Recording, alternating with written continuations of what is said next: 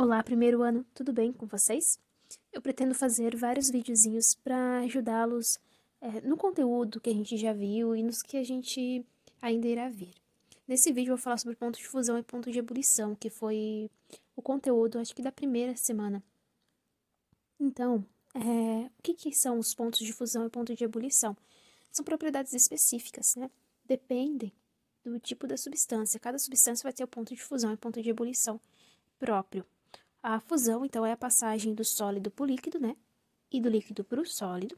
E a ebulição é do líquido para o gasoso ou do gasoso para o sólido. Por quê? Porque a temperatura em que esse ponto de ebulição é a temperatura em que esse processo acontece. Então, se for um aquecimento, ele vai ser do líquido para o gasoso. E se for um resfriamento, vai ser do gasoso para o líquido. Aqui a gente consegue observar uma curva de aquecimento da água pura. Então, a gente verifica que enquanto a temperatura que o tempo está passando, a temperatura por tempo. Conforme o tempo está passando, a temperatura aqui está aumentando. Quando a água entra no ponto de fusão, que é 0 graus, todo o gelo começa a se transformar em água líquida. Então, ele começa a fazer a transformação do sólido para o líquido. E no momento em que essa transformação estiver ocorrendo, a temperatura permanece constante aqui e vai retornar a aquecer quando você tiver apenas água líquida. Aí a temperatura vai aumentando, vai aumentando, vai aumentando. Quando chega na temperatura do ponto de ebulição, você vai ter uma mistura de água líquida e vapor de água.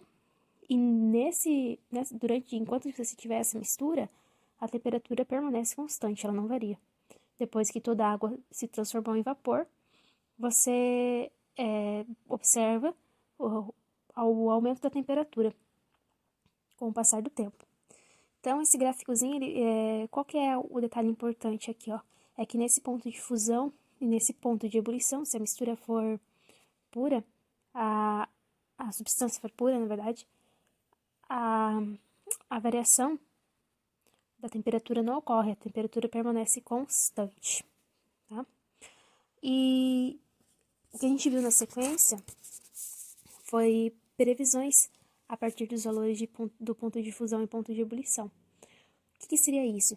Através desses pontos aqui, você consegue prever se em determinada temperatura a substância vai ser sólida, líquida ou gasosa.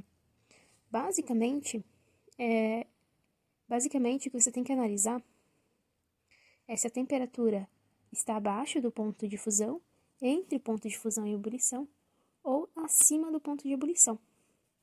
Vamos resolver alguns dos exercícios que foram solicitados para vocês. O primeiro exercício aqui pediu do tungstênio.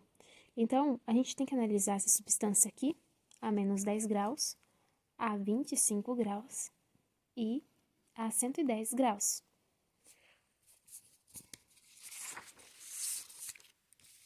Se a gente analisar aqui, ó, o tungstênio, ele vai ter o ponto de fusão dele é 3.422 graus e o ponto de ebulição dele é 5.555. Fazendo aqui, então, uma escala de temperatura, a gente consegue perceber que tanto o menos 10 graus, quanto o 25, quanto o 110, são temperaturas bem abaixo aqui do ponto de fusão, de 3.422 graus. Então, quer dizer o quê?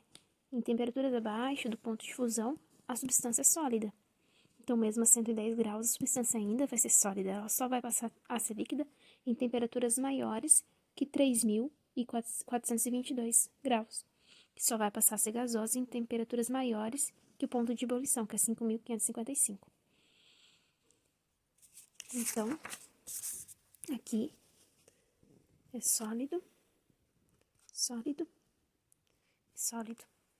Agora a gente vai ver para o cloreto de sódio.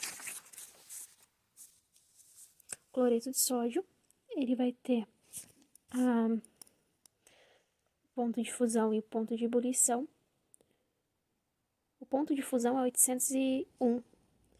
Então, tanto o menos 10, quanto o 25 quanto o 110 são temperaturas menores que o 801, que é o ponto de fusão. Então, no caso do cloreto de sódio, que é o sal de cozinha, vai ser a mesma análise do que para o tungstênio. Só em temperaturas maiores que 801, em que a substância vai ser líquida. Então, basicamente, a gente vai ter sempre assim. Daqui para cá vai ser sólido. Entre esses dois aqui vai ser líquido. E daqui para cá vai ser gasoso. É essa análise que a gente tem que fazer.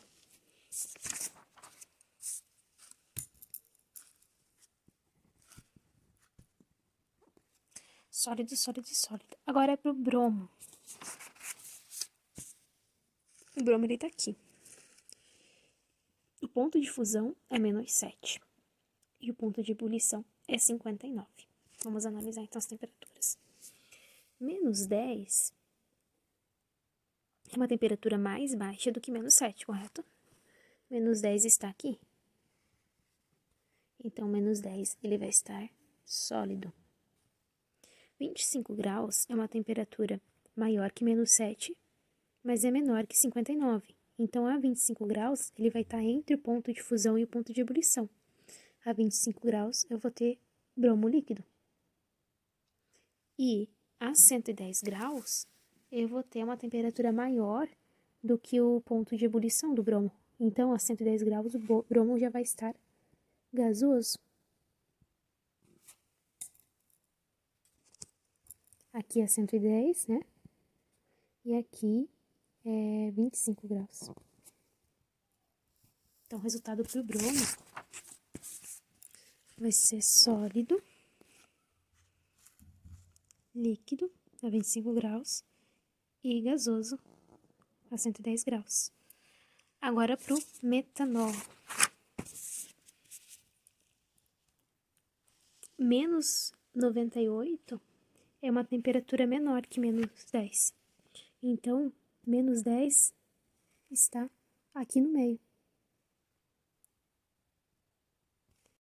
Entre o ponto de fusão e o ponto de ebulição. Então, em -10 o bromo vai ser líquido. A 25 graus também. 25 graus está entre o -98 e o 65. Então, a 25 graus vai ser líquido. Agora, 110 graus é maior que o ponto de ebulição. Então, nessa temperatura, o metanol já passou para o estado gasoso.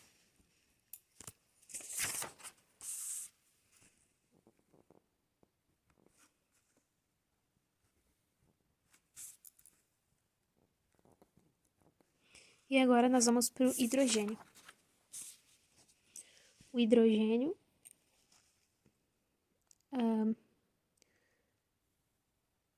o -10 é uma temperatura maior até que o ponto de ebulição. Então, a -10 ele já vai estar gasoso. Então, a 25 graus também e a 110 graus também ele vai estar gasoso. Nas três temperaturas é maior, né? Que menos 253 graus. Então, em todas as situações aqui, ele vai estar gasoso, o hidrogênio.